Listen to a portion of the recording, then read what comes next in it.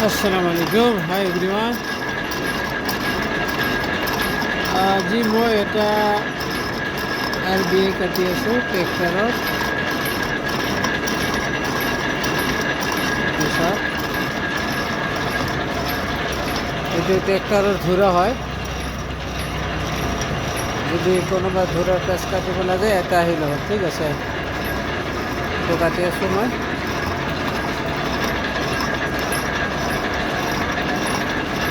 পিছত এইটো মাছ ধৰাইছোঁ, এতিয়া লেবেল কৰি আছোঁ।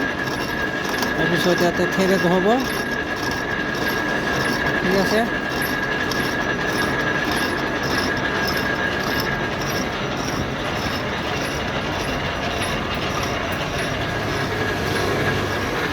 এইটো চাওক,